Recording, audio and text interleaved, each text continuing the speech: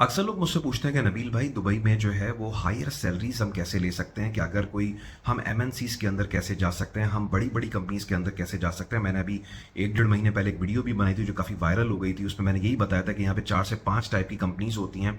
MNCs होती हैं, फिर बिग बिग लोकल ग्रुप्स होते हैं, फिर मीडियम साइज ग्रुप्स होते हैं, फिर स्मॉल ग्रुप्स होते हैं, और फिर सेठिया कंपनीज होती हैं जो यहाँ एक एक बंदे ने खोली भी होती हैं। कोई इंडियन है, पाकिस्तानीज हैं, कोई अरब हैं, उन्होंने जो खोली भी होती हैं। तो हम पाकिस्तानी चूंकि तैयारी करके नहीं आते, जो मैं हमेशा कहता हूँ, तो हम कहाँ पे फंसते हैं फिर जाके उन सेठिया कंपनीज के अंदर जहाँ पे सैलरीज कम होती है और करियर प्रोग्रेशन नहीं होती। और अक्सर लोग मुझसे पूछते हैं कि सर हम कैसे आगे जाएं, मतलब अच्छी कंपनीज में कैसे जाएं, अच्छी सैलरीज कैसे लें। तो हमेशा याद रखिएगा कि it's a combination of many factors.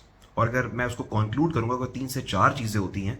अगर वो बंदा करके आए ना तो आप यहाँ पे बहुत अच्छी कंपनी के अंदर आप जा सकते हैं। नंबर 1, अगर आपका रिज्यूमे अच्छा बना हुआ है ना, सुपर कॉम्पिटिटिव बना हुआ है, तो वो ना पिक होना शुरू हो जाता है। और जब वो किसी बड़ी कंपनी के एचआर में जाता है ना, तो वो देख रहा होता है कि यार और भी इतने सारे मेरे सामने रिज्यूमे आए हैं, सब नॉर्मल बने में, लेकिन एक बंदा ऐसा है, व्हाट अ रिज्यूमे मैन। ये मैं भी इसी तरह देखता हूँ जाके। ठीक है, जब मैं कोई पोजीशन चाहिए होती है, मेरे पास होती है, जैसे ब्रांड मैनेजर की पोजीशन है, 25-28,000 दरम सैलरी की फॉर एग्जाम्पल, तो मैं उसको बोलूंगा कि यार एचआर को बोलूंगा कि यार एडवर्टाइज करके मुझे कोई रिज्यूमे दे दो, मुझे देख लें। जब मैं रिज्यूमे देखूंगा, वो मुझे 15-20 रिज्यूमे भेज देते हैं, मैं देखूंगा सबको जाके, मैं बोलूंगा यार ठीक है ये नॉर्मल लग रहा है। हालांकि एक्सपीरियंस सबको वही है, क्योंकि हमने लिखा हुआ होता है कि हमें 8 साल का एक्सपीरियंस चाहिए फॉर एग्जाम्पल। अगर मैंने लिखा हुआ है तो मेरा जो इनिशियल स्क्रीनिंग है वो मेरा एचआर करके मुझे भेजेगा, फिल्टर करके मुझे भेजेगा। जाहिर सी बात है टाइम होता नहीं है। तो जब मेरे पास 10 रिज्यूमे या 15 रिज्यूमे आते हैं, तो उसमें से मुझे 5 लोगों को बुलाना होता है, क्योंकि समटाइम एक पोजीशन होती है मेरे पास। तो वो 5 लोगों को मैं कैसे बुलाऊंगा? मेरे सामने तो कोई बंदा बैठा नहीं है, मुझे तो नहीं पता दिखता कैसे है, बोलता कैसे है, उसके अपीयरेंस कैसी है, स्किल सेट क्या है। मुझे सिर्फ उसकी सीवी नजर आ रही होती है।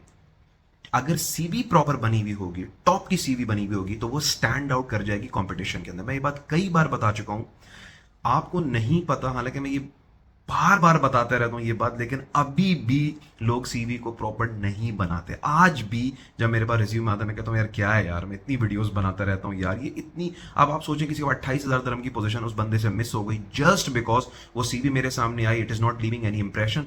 मैंने साइड में कर दिया, मैंने कहा बेकार बंदा लग रहा है, करियर ओरिएंटेड ही नहीं है, इसने भी कैनवा वैनवा से कोई डाउनलोड करके ना किसी को दिखाई है, ना कोई प्रॉपर प्रोफेशनल बंदे को दिखाई है, बस ऐसे ही लेके यहाँ पे आ गया। तो ये चीजें पहला स्टेप होता है। तो पहली चीज, अगर आपका रिज्यूमे एक इंप्रेशन क्रिएट नहीं कर रहा ना, वो आगे जाएगा नहीं, जाएगा तो वो साइडलाइन हो जाएगा। और हार्ड बहुत कम चांसेस होते हैं, क्योंकि एक रिज्यूमे इटसेल्फ ना एक कंपटीशन से गुजरता है। आप देखें, आप एक जॉब के अंदर कितने लोग अप्लाई करते हैं, 500 लोग अप्लाई करते हैं। आपको क्या लगता है एचआर सारे रिज्यूमे खोलता है? कभी भी नहीं खोलता। वो एटीएस से गुजारता है, फिल्टर आउट कर देता है कि जो मतलब कोई 8 साल का एक्सपीरियंस चाहिए, किसी को 2 साल का एक्सपीरियंस है, तो वो सारे बाहर हो जाएंगे। तो एक शॉर्ट रह जाता है 40-50, उसमें से 15-20 रिज्यूमे खोलेंगे जो रेलिवेंट होंगे, और उसमें से इनिशियल स्क्रीन करके कुछ मेरे पास भेज देंगे। तो अगर आपका रिज्यूमे टॉप का बना हुआ है ना, वो हर लेवल पे इंप्रेशन क्रिएट करेगा। एचआर के सामने पिक, पहले सिस्टम में पिक होगा, फिर एचआर के सामने जाएगा, बोलेगा ये रिज्यूमे अच्छा लग रहा है, नबील को पसंद आएगा, आगे भेज दिया। फिर उसके बाद मैं देखूंगा, मेरे सामने 15 रिज्यूमे के, बोलूंगा व्हाट अ रिज्यूमे यार, ये बंदा मुझे अच्छा लग रहा है, करियर ओरिएंटेड लग रहा है, बंदे ने जान मारी है, इसको मैं बुलाऊंगा। तो नंबर 1 चीज, आपका रिज्यूमे ऐसा होना चाहिए जो एक इंप्रेशन क्रिएट करे और आपको आपकी यूनिक सेलिंग प्रोपोजिशन बन जाए, आपको दूसरों से अलग कर दे। That is number 1। Number 2, interview preparation. आपको मैं इतनी इसके ऊपर बात करता हूं मैं जाके, बट बिलीव मी, मैं हमेशा सोचता हूं यार, लोग कहते हैं कि हमें हाई सैलरी की यहाँ पे जॉब नहीं मिलती है, दिस एंड दैट। मैं कहता हूँ यार, मैं इतने लोगों को इंटरव्यू के लिए बुलाता हूँ अक्सर, जब मेरे पास पोजीशंस होती हैं, इतनी बड़ी बड़ी पोजीशन होती हैं, 22,000, 25,000, 30-30 हज़ार दरम की मेरे पास पोजीशन होती हैं। एंड जस्ट बिकॉज बंदे ने एक इंटरव्यू की तैयारी नहीं की हुई होती, उस बंदे की जिंदगी चेंज हो जाती है अगर वो इंटरव्यू क्लियर कर जाए। वो लोग बट नहीं करते, तैयारी करनी नहीं है, बस जाके बस नबील भाई की वीडियो देख ली हाउ टू गिव इंटरव्यू, जहन में बिठा लिया, चाहिए बोलना चलेगा। भाई वीडियो देखने के बाद लिखना है, प्रैक्टिस करनी है, रट्टा मारना है। Describe yourself, what are your strength, what are your weaknesses, why should be hire you, what value you gonna add to our organization, where do you see yourself in the next 5 years। ये तमाम questions का proper professional answer आना चाहिए कि बंदा बोले वाह यार क्या बंदा है।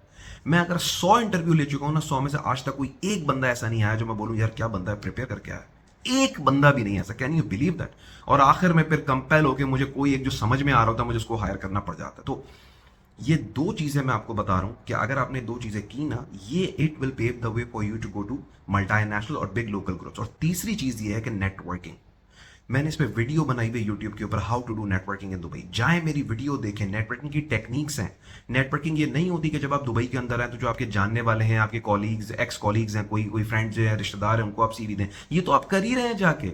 नेटवर्किंग एक स्पेसिफिक गेम है। नेटवर्किंग का मतलब ये ज्यादा से ज्यादा लोगों से कनेक्शन बनाना ताकि वो आपकी जॉब सर्च में आपकी हेल्प कर सकें।